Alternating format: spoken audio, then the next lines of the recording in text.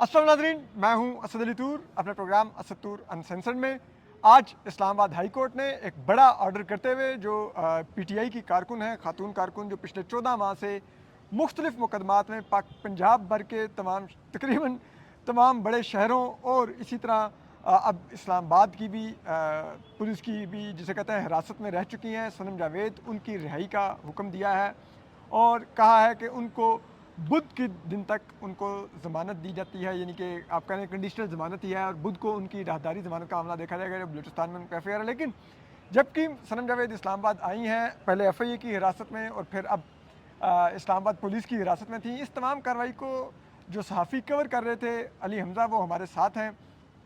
अच्छे young journalist हैं, बड़ी मेहनत से कवर करते हैं। अली हमज़ा हमें बताएंगे कि क्या आज अदालतों में होता रहा। इसके अलावा हम आपको आज अभी आपको दिखाएंगे जो सनम जावेद के वालिद हैं, उनसे हमारी सनम जावेद की रिहाई से पहले जो गुफ्तगू हुई, उन्होंने क्या कहा जब सनम जावेद को इस्लामाबाद हाई कोर्ट लाया जा रहा था। आप पहले सनम जावेद का अराइवल देखिए, आप ये देखिए कि कितनी पुलिस की नफरी ज़रा बाहर देखिए तैनात है इस्लामाबाद हाई कोर्ट के। फिर हम आपको दिखाएंगे अंदर कितनी नफरी तैनात है, ताकि आपको आइडिया हो।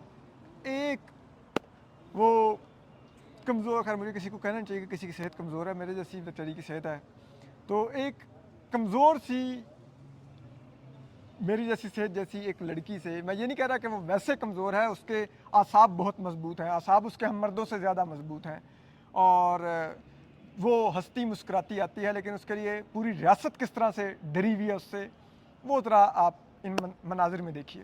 पीटीआई की कारकुन सनम जावेद के लिए ये इतनी पुलिस की नफरी लगी है और रेंजर सब लोग ऊपर बैठे हैं, एफसी वाले। ये कारकुन है पीटीआई की जिनके लिए नफरी लगी हुई है। अच्छा, ये आप देख सकते हैं, ये एक खातून कारकुन है पीटीआई की आ रही है, उनके लिए इतना चौकस हुआ जा रहा है जैसे कोई बहुत बड़ी या तो दहशतगर्द या कोई बहुत बड़ा वीआईपी आ रहा है। तो ये बाहर की सिक्योरिटी तो हम आपको दिखा ही चुके हैं, लेकिन अंदर भी हालात काफ़ी तैयार हैं सनम जावेद को रिसीव करने के लिए। देखिए, आपको अपडेट करते रहेंगे। बाहर आप देख रहे हैं, बाहर के मनाजिर के बाहर किस तरह से पुलिस और सारे अलर्ट हैं।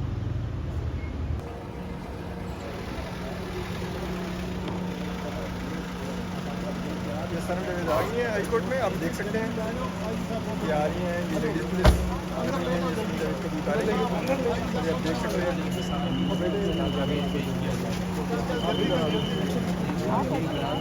आगे फिर हट जाएं, भाईजान आगे हट जाएं। ये आप देख सकते हैं शदीद सिक्योरिटी में। तो अब तक आप कैसी हैं, आप आ जा रहे हैं, थकी नहीं है अब तक। खान साहब आपको सल्यूट कर रहे हैं, लेकिन सारी बात आपकी फैमिली है, बहुत सारी चीज़ें। आगे चल दी जाए, बस अरेस्ट करके ले गए थे, बस बताया नहीं था कौन सा केस है। मैंने अभी बताया आपको, अभी पता चला है कि रास्ता दे भैया। सनम जावेद के वालिद के साथ हूँ। आपको क्या उम्मीद है इस्लामाबाद हाई कोर्ट से? मुझे अदलिया से हमेशा अच्छी उम्मीद होती है, लेकिन 14 माह में तो अदलिया ने नहीं, 14 माह में अदलिया ने कुछ गलत नहीं किया है। 14 माह में 14 दफ़ा उसको जमानत दी गई है। ये सब कुछ जो है गवर्नमेंट अपनी अथॉरिटीज़ को मिस यूज़ कर रही है। अदलिया का जो रोल था, अदलिया ने वो जिस हद तक मुमकिन हो सकता था वो उन्होंने परफॉर्म किया है और हमने ट्रस्ट भी उन्हीं पे किया है। हमने किसी आदमी से बात नहीं की। We are just confident on our courts. मुझे उम्मीद है कि आज भी अच्छा होगा। अच्छा, मुझे ये बताइए, आपने 14 माह यकीनन एक बाप के तौर पे बहुत मुश्किल से काटे हैं। ये कोई जिसे कहते हैं करने वाला सवाल भी नहीं, लेकिन ये बताइए कि आज अगर इंशाल्लाह आपकी बेटी घर आ जाती है तो आप क्या दोबारा उनको सियासी एक्टिविज्म की इजाज़त देंगे या रोक देंगे? इसका उसका राइट है, ये खुद वो डिसाइड करेगी। जाहिर है उसकी पार्टी और है, मेरी पार्टी और है। मैं पाकिस्तान पीपल्स पार्टी से ताल्लुक़ रखता हूँ, मगर मैंने अपने बच्चों को फ्रीडम ऑफ थिंकिंग दिया है। उनकी अपनी मर्ज़ी है, वो जो अपने फ्यूचर के लिए बेहतर समझे करें। उस सियासत उसकी मजबूरी नहीं है। अब वो आ गई है, उसको ज़बरदस्ती इन्होंने सियासत में भेज दी है, तो आई विल एक्सपेक्ट कि वो जो बेहतर समझेगी अपने लिए करेगी। बहुत शुक्रिया, थैंक यू। जी आपने देखा, आपने सनम जावेद के वालिद की गुफ्तगू भी सुनी। उनका ये कहना था कि वो अपनी बेटी को अभी भी सियासत की इजाज़त देंगे, उसके सियासी राय का एहतराम करेंगे, बावजूद उसके कि वो खुद पीपल्स पार्टी से हैं लेकिन बेटी पीटीआई में है। अली हमजा कल एफआईए में, ठीक है, वो एक फ्रिवलस सा मुकदमा लेके आ गए कि जी वो पिछले साल जो ट्वीट किया था ना, हमें अभी एफआईए की एकदम आँख खुली, उन्होंने कहा ओहो ये तो पीका बनता है इसके ऊपर। उसमें हिरासत में लिया, जज साहब ने कैसे उठा के मुकदमा बाहर फेंक दिया, ये मुझे थोड़ी हैरत हुई कि लोअर कोर्ट के एक जज ने इतनी जवानमर्दी दिखाई। I must appreciate it. लेकिन ये तरह बताइए तो सही, ये कैसे हुआ? असद भाई सिलसिला इस तरह से है कि कल उनको लाया गया, प्रोड्यूस किया गया इतवार वाले दिन जुडिशल मजिस्ट्रेट हैं मलिक मोहम्मद इमरान, उनकी अदालत के अंदर। वहाँ पर आए वो, वहाँ पे संडे वाले दिन लेकर आए और उनके सामने एफआईए ने अपना मुकदमा पेश किया। और उस पूरे मुकदमे के अंदर यही था कि इन्होंने जनाब भड़काया है, लोगों को उकसाया है, वायलेंस के ऊपर इंसाइट करने की कोशिश की है और इनकी वजह से कत्ल गारत हो गया है। और इनकी ट्वीट्स और इनके जो मैसेजेस हैं, ख़ास तौर पे एक वीडियो थी जिसके अंदर एलेज किया जा रहा है कि वो वीडियो मौजूद है और उस वीडियो के अंदर वो लोगों को ये कह रही हैं कि जो एक रियासती इदारा है उसके सरबराह को मार दो। तो उसकी वजह से सारे मामलात ख़राब हो गए और दंगा फसाद इनके उसकी वजह से हो गया, वीडियो की वजह से। तो उसके अंदर इनको उनका वो चाहिए था, रिमांड चाहिए था। तो उसके ऊपर जो मलिक मोहम्मद इमरान है, इनकी पहले भी काफ़ी जजमेंट्स आ चुकी हैं और बड़ी यानी कहना चाहिए कि बड़ी पोइटिक वर्सेस वगैरह भी इन्होंने शेयर की थी जजमेंट्स। मतलब पढ़े लिखे ज़रा जज हैं, काफ़ी थोड़े सोचने समझने वाले और लिटरेचर वगैरह के बारे में भी काफ़ी पता है। एनीवेज उन्होंने जब पूरा केस देखा, उन्होंने पहले तो फैसला महफूज किया। कल बाबर रवान भी पेश हुए थे इनके लिए और मियां इशफाक भी थे। तो खैर इन्होंने अपने दलाइल वगैरह दिए।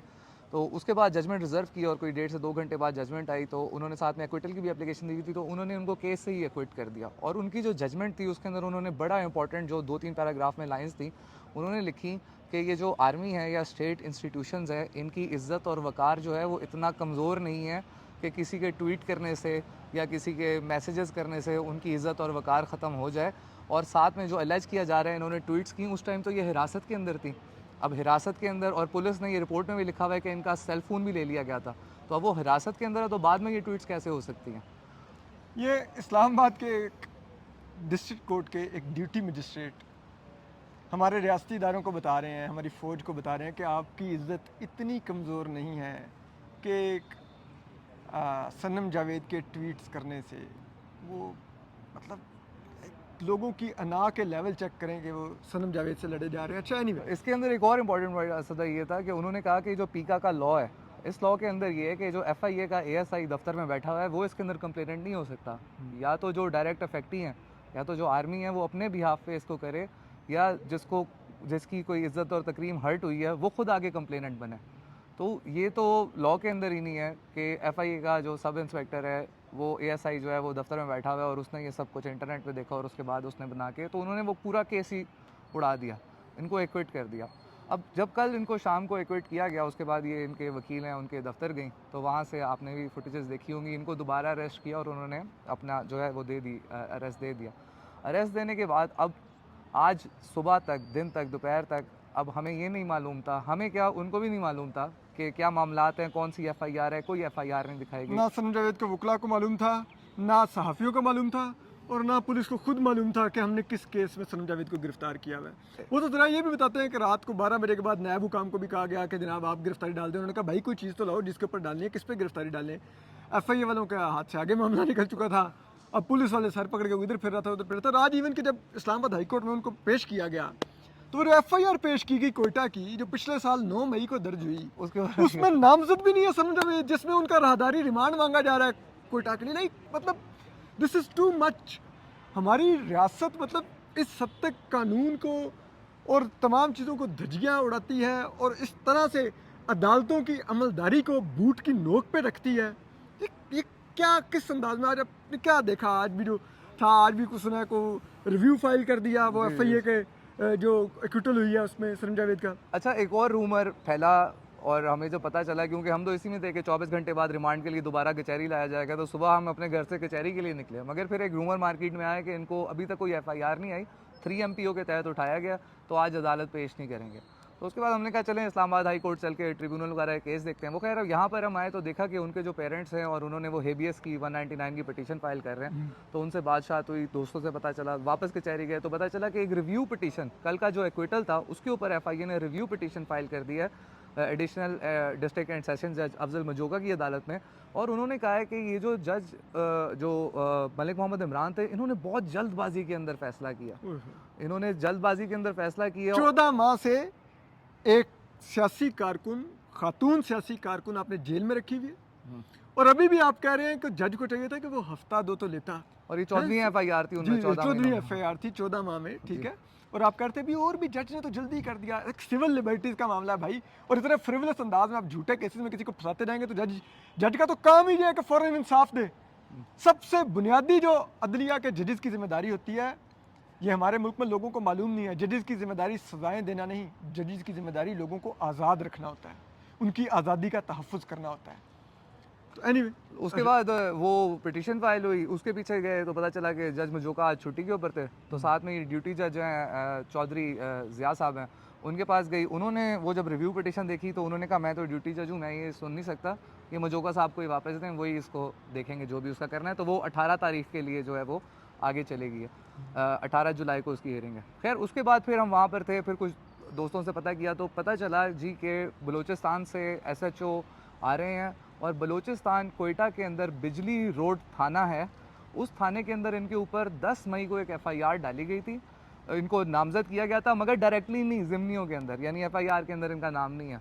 और वो अगर आप FIR देखें तो उसमें 780A के अलावा बाकी 18 ताज़ीरात और शामिल की गई हैं। 302 से लेके और मर्डर्स हो गए और यानी कि इस तरह के मामला हो गए। तो उसके अंदर फिर वहाँ पे पता चला कि यहाँ पे जो है जज मुरीद अब्बास शाह, उनकी अदालत के अंदर इनको लेकर आया जाएगा। तो खैर फिर उस अदालत के पास चले गए। एक सेकंड, आप अंदाज़ा कीजिए, सनम जावेद उस दिन लाहौर में है, उनकी वीडियोज़ भी मौजूद हैं लाहौर में, गिरफ्तार भी वो लाहौर में होती हैं। उन पर एक कोयटा की FIR जिसमें वो नामजद नहीं है, वहाँ पर उनको लेके जाया जा रहा है। लाइक किस हद तक भोंडे अंदाज से पाकिस्तान के अदालती निज़ाम, पाकिस्तान के कानूनी निज़ाम की तजलील की जाती है। वो हमारी एक राइट्स एक्टिविस्ट हैं फ्रिया अजीज़, वो कहती होती हैं कि पाकिस्तान में process is the punishment. Like ये हाल है। अच्छा, फिर वो मुरीद बादशाह की अदालत में उन्हें पेश करना है, मुरीद अब्बास शाह की अदालत में पेश करना है। तो अचानक ही पुलिस की बहुत ज़्यादा नफरी जो है वो वहाँ पर आना शुरू हो गई और पुलिस ने बाहर से भी पूरा कॉर्डन ऑफ कर दिया एरिया। कमरे के अंदर हम 5-6 साफ़ी मौजूद थे। हमें आगे कहते हैं कोई DSP साहब थे कि आप लोग जाएं यहाँ से। जज साहब ने कहा कि कोई साफ़ी अंदर नहीं होगा, बाद में आ जाना। अब हमें भी आइडिया था कि बाद का होता ही नहीं है। तो खैर हमने कहा आप जज साहब को बुला दें, हमें बता दें कि हम यहाँ से चले जाएँ तो हम चले जाएँगे। तो खैर वो लेकर आए मुरीद अब्बास शाह को, तो जज साहब को। तो उन्होंने कहा कि नहीं मीडिया है, इनको रहने दें। हमने कहा सर ओपन ट्रायल है ना, ये कोई इन कैमरा तो नहीं है? उन्होंने कहा बिल्कुल ओपन है जी, कोई इन कैमरा नहीं है। दहशतगर्द तो नहीं है ना भाई, कोई जेट ब्लैक दहशतगर्द नहीं आ रही है, कारकुन सियासी आ रही है, आप उसको भी कह रहे हैं कि मीडिया का ब्लैकआउट कर दें। उन्होंने कहा आप लोग सब यहीं रहे मगर कोई अपना मोबाइल फ़ोन यूज़ नहीं करेगा, वीडियोस नहीं बनाएगा। खैर इनको लेकर आया गया और हैरानकुन तौर पे इनका मोराल काफ़ी बुलंद था और मुस्कुरा रही थी कमरा अदालत में लेकर आए। तो अच्छा, ये ज़रा एक्सप्लेन करेंगे सनम जावेद के, ताकि लोगों को अंदाज़ा हो कि उनके असाब कैसे हैं। 14 माह से एक लड़की हिरासत में है, कभी गुजरांवाला की जेल में डाल देते हैं, कभी सरगोदा जेल में, कभी लाहौर कोट लखपत में, कभी कहीं जेलों में घुमाई जा रहे हैं उनको।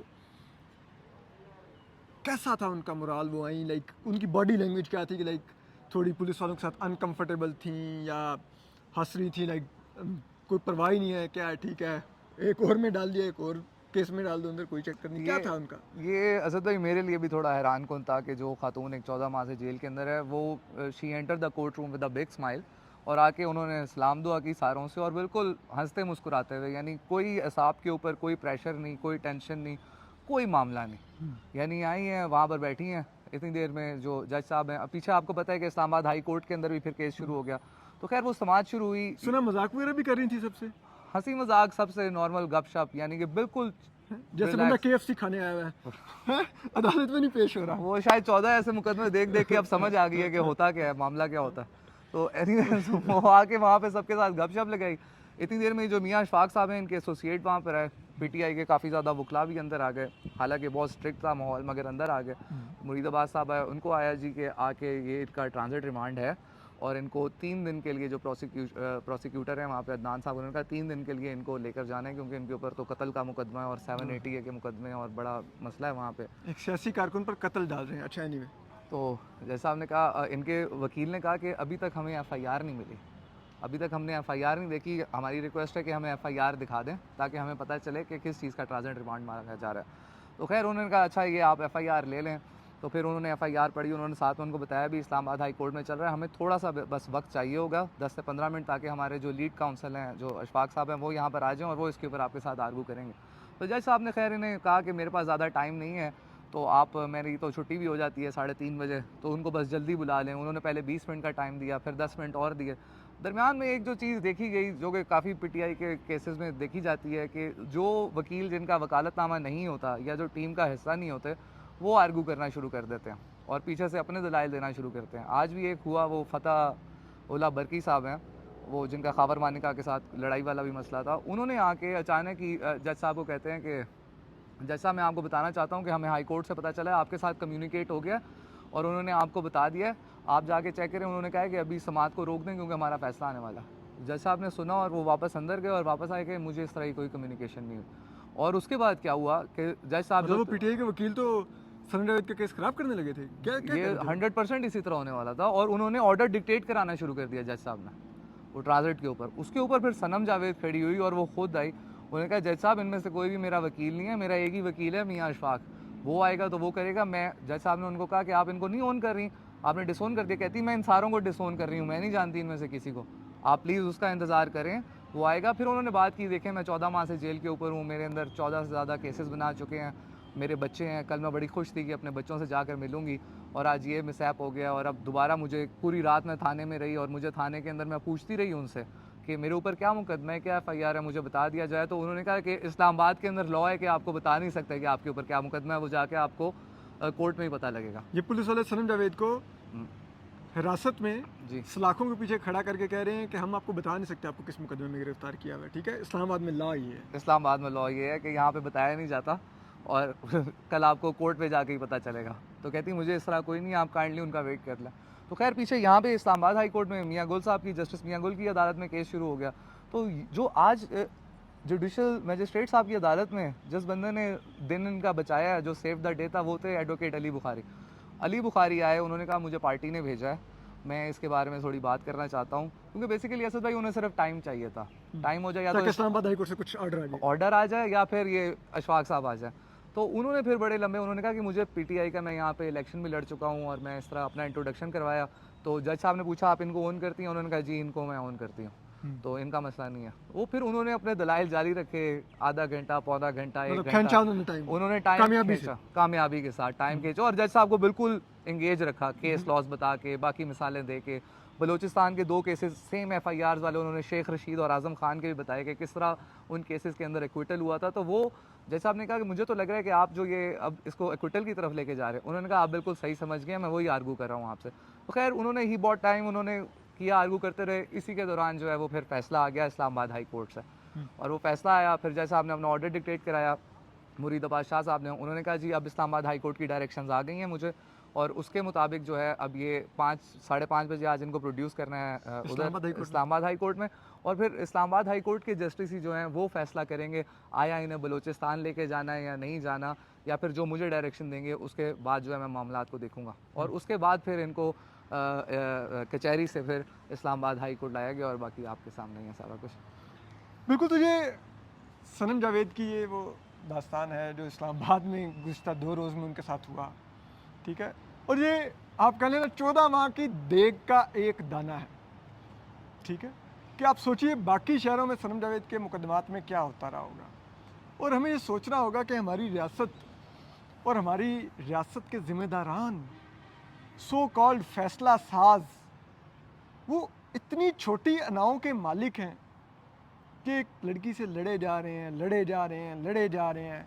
वो कह रही है मैं अपने बच्चों से मिलना चाहती थी, आप उसके बच्चों से नहीं मिलने दे रहे। 14 माह से एक माँ को उसके बच्चों से, तो ठीक है उसने सख्त ज़ुबान इस्तेमाल की, नहीं अच्छे अल्फाज होंगे, यू कैन डिसएग्री, लेकिन लाइक आप क्या कर रहे हैं, किस लेवल पर आ गए हैं आप लोग कि इस तरह से अपने शहरियों के साथ सलूक करेंगे। आप हमारे टैक्सों पर चलते हैं, आप हमारे जिसे कहते हैं ना हकूक़, आप पर जिम्मेदारी है पूरा करना, ना कि हमारे हकूक़ छीनने पे लग जाएं आप। तो हम आपको अपडेट करते रहेंगे, अपना ख्याल रखिए, अल्लाह हाफ़िज़।